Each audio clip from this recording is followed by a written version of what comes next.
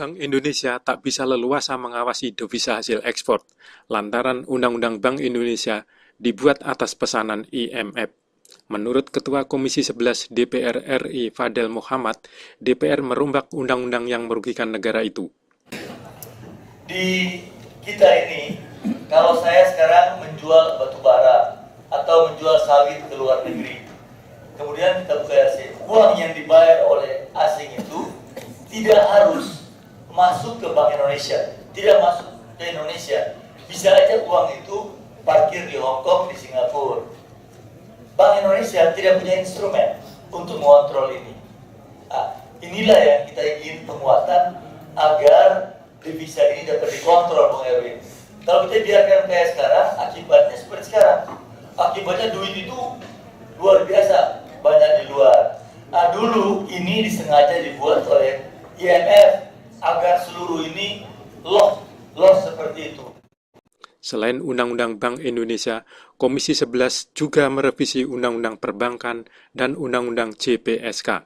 Ketiga undang-undang yang masih berlaku ini syarat agenda IMF. Fadel yang juga politisi Partai Golkar mengungkapkan ketiga undang-undang itu dinilai merusak sistem perekonomian Indonesia. Kami di Komisi 11 sedang menyelesaikan dua undang-undang yang sudah melalui beberapa kali pertemuan, yaitu undang-undang mengenai Bank Indonesia dan undang-undang perbankan. Kemudian hari ini Bamus telah memutuskan juga untuk rencana undang-undang JPSK itu masuk di Komisi 11.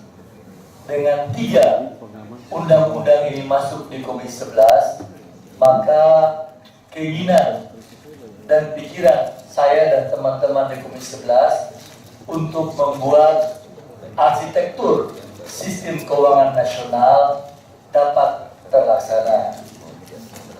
Mengenai undang-undang Bank Indonesia maupun perbankan ini, kami telah mengadakan beberapa pertemuan dengan Mas Ponco dan timnya. Nanti Mas Ponco akan menjelaskan lebih banyak lagi bahwa apa-apa yang perlu kita perbaiki.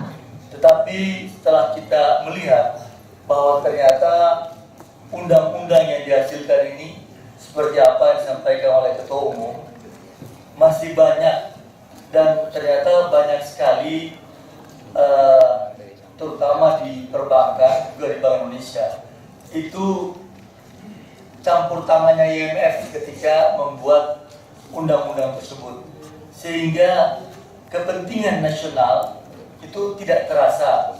Hal-hal yang perlu memihakan kepada usaha-usaha kecil, menengah, lapangan pekerjaan itu tidak nampak sama sekali dalam undang-undang. Untuk itu kita akan mengadakan perubahan-perubahan ke arah sana.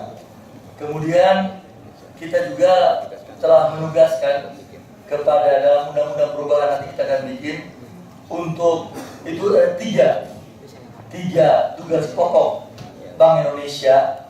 Yang pertama menetapkan melaksanakan kebijakan moneter, yang kedua menetapkan melaksanakan sistem pembayaran dan pengelolaan keuangan, yang ketiga menetapkan dan melaksanakan kebijakan di bidang stabilitas sistem keuangan termasuk makroprudensial. Kemudian saya tidak perlu menguraikan lebih detail lagi, sudah kami siapkan bahan-bahan tulis. Kemudian di sini juga kita akan masukkan hal-hal yang berhubungan dengan pengontrolan devisa. Tidak kita buat undang-undang baru, tapi kita akan masukkan dalam undang-undang Bank Indonesia. Dengan demikian dalam undang-undang Bank Indonesia ini akan lebih mengontrol hal tersebut.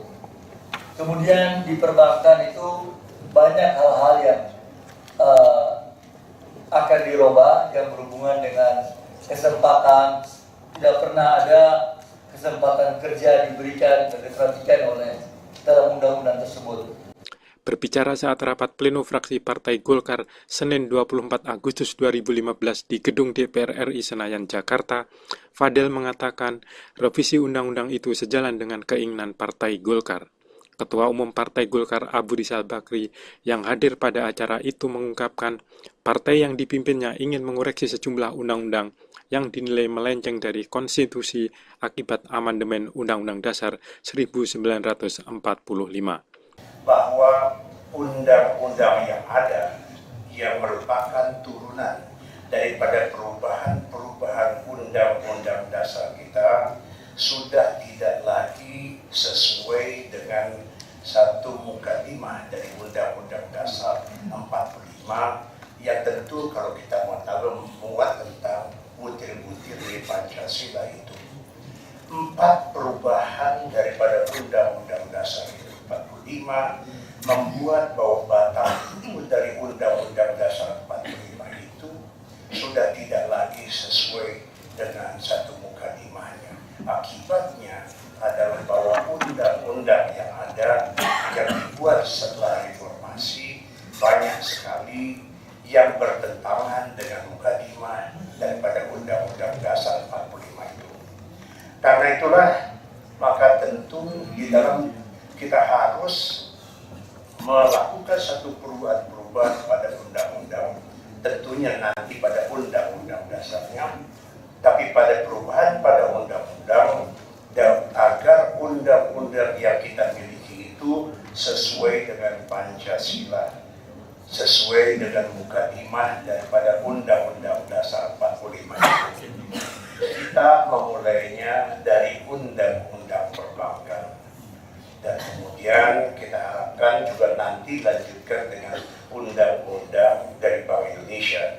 Banyak lagi undang-undang yang saya kira sudah masuk dalam prolegnas yang harus dapat kita arahkan, kita rubah agar dia sesuai dengan mukadimah di Undang-Undang Dasar 45. Aris Eko, Jakarta, Teropong Senayan TV.